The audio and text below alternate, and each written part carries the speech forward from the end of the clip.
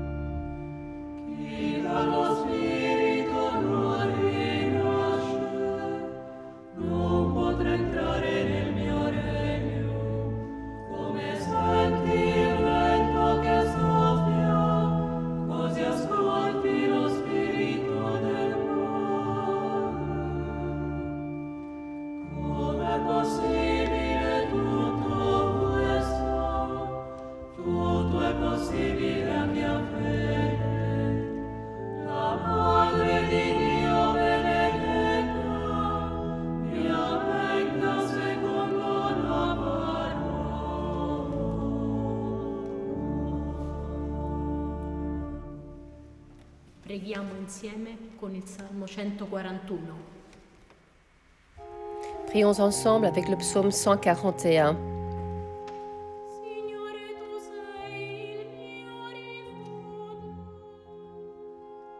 Seigneur, tu es mon refuge. Seigneur, tu es mon refuge. À pleine voix, je crie vers le Seigneur. À pleine voix, je supplie le Seigneur. Je répands devant lui ma plainte. Devant lui, je dis ma détresse.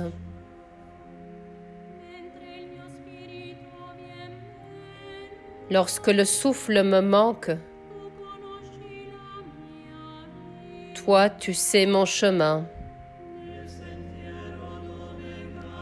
Sur le sentier où j'avance, un piège m'est tendu.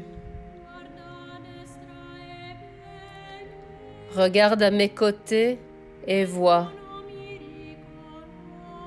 Personne qui me connaisse. Pour moi, il n'est plus de refuge. Personne qui pense à moi.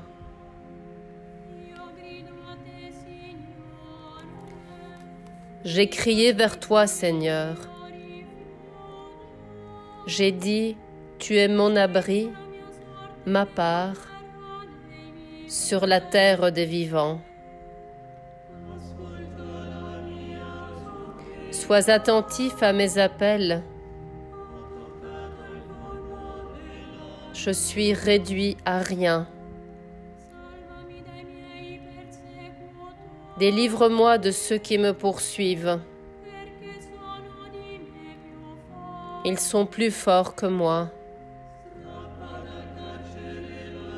Tire-moi de la prison où je suis. que je rende grâce à ton nom. Autour de moi, les justes feront cercle pour le bien que tu m'as fait.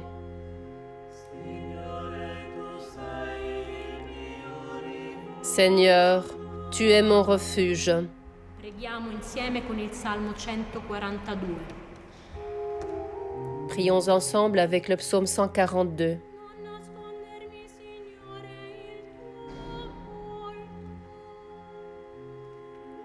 Seigneur, ne me cache pas ton visage. Seigneur, ne me cache pas ton visage. Seigneur, entends ma prière. Dans ta justice, écoute mes appels. Dans ta fidélité, réponds-moi.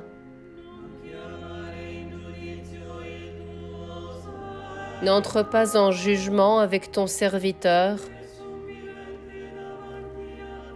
Aucun vivant n'est juste devant toi.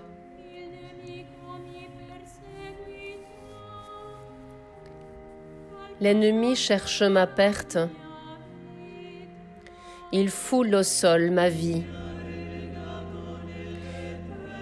Il me fait habiter les ténèbres avec les morts de jadis. Le souffle en moi s'épuise. Mon cœur au fond de moi s'épouvante. Je me souviens des jours d'autrefois. Je me redis toutes tes actions. Sur l'œuvre de tes mains, je médite. Je tends les mains vers toi. Me voici devant toi comme une terre assoiffée. Vite, réponds-moi, Seigneur. Je suis à bout de souffle. Ne me cache pas ton visage. Je serai de ceux qui tombent dans la fosse. Fais que j'entende au matin ton amour.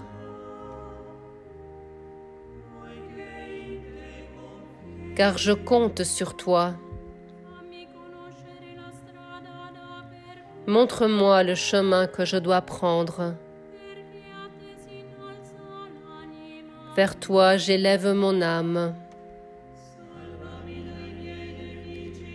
Délivre-moi de mes ennemis, Seigneur. J'ai un abri auprès de toi. Apprends-moi à faire ta volonté,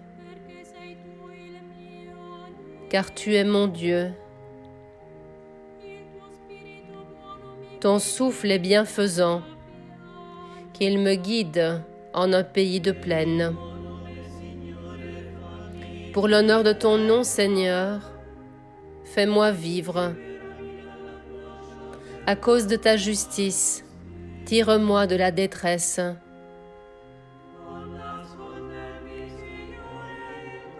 Seigneur, ne me cache pas ton visage.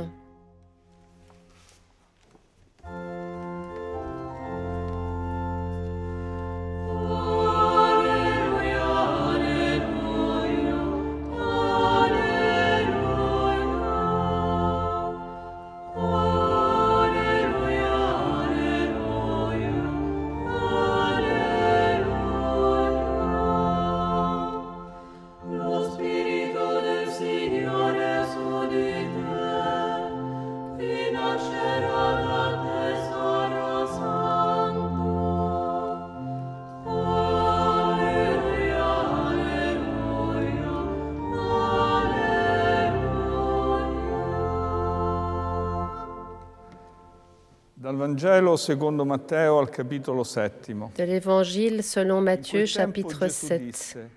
Non chiunque mi dice Signore, Signore, che entrerà nel regno dei cieli, ma colui che fa la volontà del Padre mio che è nei cieli. Ce n'est pas en me disant Seigneur, Seigneur qu'on entrera dans le royaume des cieux, mais c'est en faisant la volonté de mon Père qui est aux cieux. Ce jour-là, beaucoup me diront Seigneur, Seigneur, n'est-ce pas en ton nom que nous avons prophétisé, en ton nom que nous avons expulsé les démons, en ton nom que nous avons fait beaucoup de miracles? Alors je leur déclarerai, je ne vous ai jamais connu, écartez-vous de moi, vous qui commettez le mal. Ainsi, celui qui entend les paroles que je dis là et les met en pratique est comparable à un homme prévoyant qui a construit sa maison sur le roc. La pluie est tombée, les torrents ont dévalé, les vents ont soufflé et se sont abattus sur cette maison. La maison ne s'est pas écroulée, car elle était fondée sur le roc. Et celui qui entend de moi ces paroles sans les mettre en pratique est comparable à un homme insensé qui a construit sa maison sur le sable. La pluie est tombée, les torrents ont dévalé et les vents ont soufflé. Ils sont venus battre cette maison. La maison s'est écroulée et son écroulement a été complet. Lorsque Jésus eut terminé ce discours, les foules restèrent frappées de son enseignement, car il les enseignait en homme qui a autorité et non pas comme leurs scribes. Évangile du Seigneur.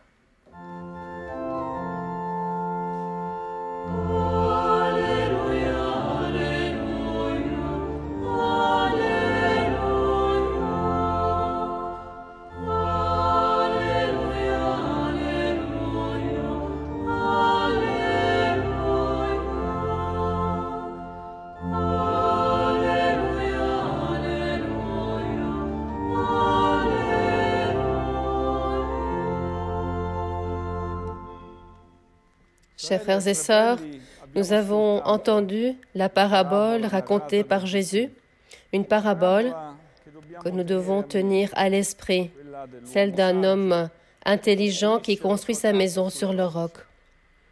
Arrivent des moments difficiles qui peuvent arriver dans la vie. La pluie, les torrents qui dévalent, les vents qui soufflent, mais la maison ne s'écroule pas comme on a entendu, parce qu'elle est construite sur le roc. Au contraire,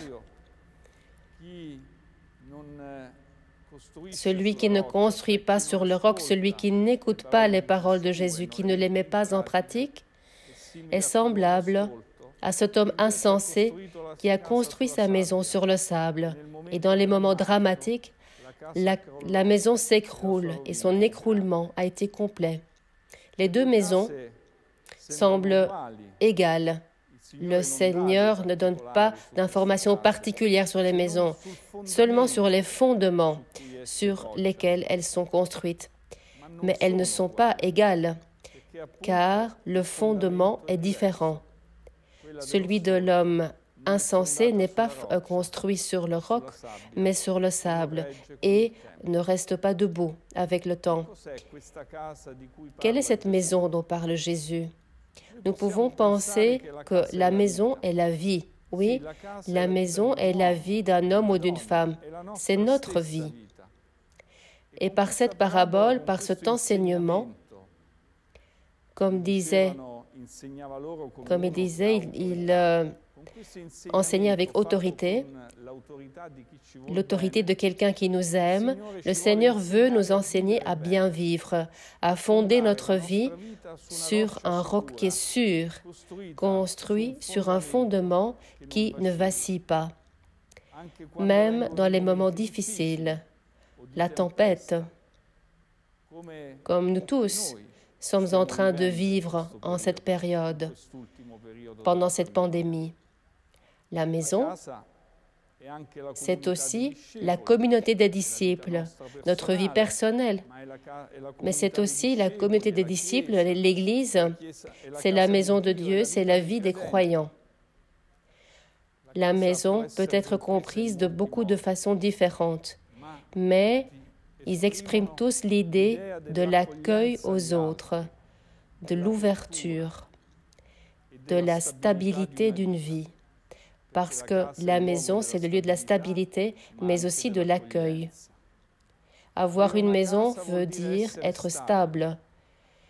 Et pendant que nous vivons un temps d'incertitude et de dépaysement, maintenant qu'il est plus difficile de s'orienter et qu'il est facile d'être prise par l'instabilité, par des sentiments comme la peur, par l'angoisse, par ne pas savoir comment sera notre futur, Jésus nous parle d'un roc sur lequel on doit continuer à construire notre vie personnelle, mais aussi la vie de la communauté, la vie de chaque famille, la vie de l'Église.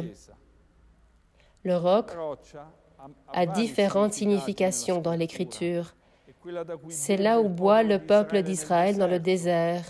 Au roc, c'est Jésus lui-même. Dans la première lettre aux Corinthiens, Paul écrit « Tous ont bu la même boisson spirituelle. Nous avons bu d'un roc spirituel qui nous accompagnait. Et ce roc, c'était le Christ. » Il y en a qui disent « Seigneur, Seigneur ». Il y en a qui font de belles choses, des choses importantes. Mais si on n'est pas fondé sur le roc de la parole de Dieu, écouté, lu, diffusé, vécu, tout cela sont des constructions fragiles. Autour de nous, nous voyons beaucoup de fragilité dans la construction de la maison, de la vie donc. Et la fragilité est vécue par ceux qui ont du mal à fonder leur vie sur la parole de Dieu, sur l'amour pour le Seigneur, sur Jésus qui est le roc. Et cette fragilité cache aussi un manque d'accueil de l'autre, ou le manque de capacité concrète de faire de l'espace dans sa maison à ceux qui ne font pas encore partie de la maison. La communauté est construite sur le roc parce qu'elle est toujours prête à faire de l'espace à ceux qui ne font pas encore partie de la communauté. Tandis que la fragilité devient souvent fermeture et manque d'accueil. Chers frères et sœurs, cet enseignement de Jésus nous aide à comprendre qu'en ce temps de tempête, de vent, de pluie, d'inondation, ce temps d'incertitude pour la vie de tous, nous devons renouveler le choix de construire notre vie sur cette parole, de la vivre, d'imiter le Seigneur Jésus. Cela peut m'aider moi et peut aider les autres. Ce n'est pas seulement moi à être fondé sur le roc, mais en construisant une maison, je peux accueillir d'autres personnes. Je peux le faire dans mon cœur à travers la prière, la participation affectueuse aux besoins de tant de personnes, la préoccupation pour ceux qui vivent en difficulté. Quand on construit une maison, on aide aussi d'autres personnes à se fonder sur le même roc sur lequel toi tu as construit ta vie. Voilà le secret de la foi. C'est le plus grand don que chacun d'entre nous peut faire aux autres. Fonde-toi sur le roc et offre une demeure à tant de personnes. Offre une demeure à tant de personnes avant tout dans ton cœur, dans ta prière, dans ta participation affectueuse, dans ta préoccupation pour ceux qui sont dans le besoin, dans tes gestes envers les autres, d'ouverture et d'amour. Chaque jour, on se réunit volontiers dans cette maison du Seigneur, ici dans l'église de Sant'Egidio, avec une grande participation à la douleur du monde et dans une grande confiance dans le Seigneur en ce temps de pandémie. Cette maison accueille notre prière et la fonde jour après jour sur le roc qui donne stabilité à nous et à tous ceux qui, dans ce monde, cherchent à travers nous un refuge, une consolation dans le dépaysement, dans la fragilité de la vie.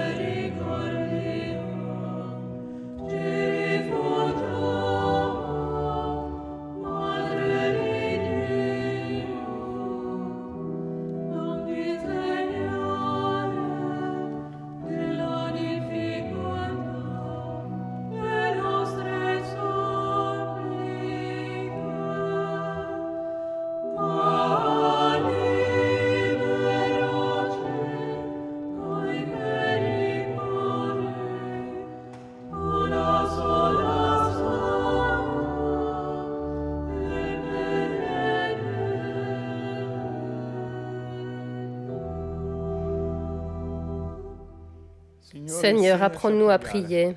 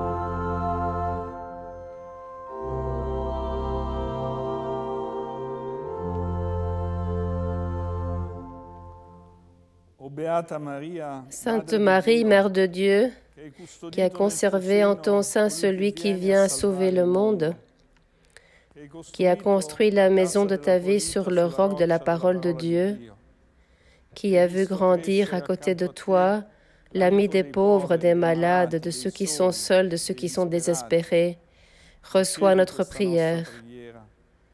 Amène-la à ton Fils, le Seigneur Jésus, pour que nous aussi, ensemble avec à tous ceux que nous aimons, puissions recevoir en abondance le pardon, la guérison, la santé et la joie pleine. Mère du secours, protégée par ton Fils bien-aimé, maintenant et toujours.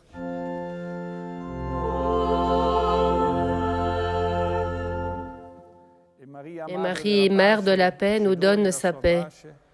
Cette paix que nous voulons nous communiquer les uns aux autres avec le cœur.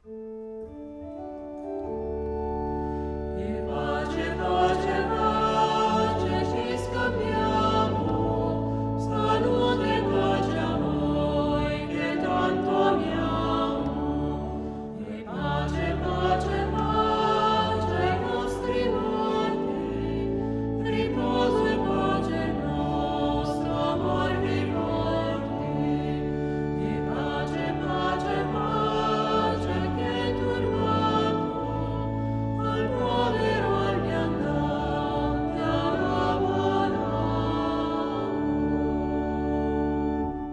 Christ est ressuscité. Il est vraiment ressuscité. Cristo è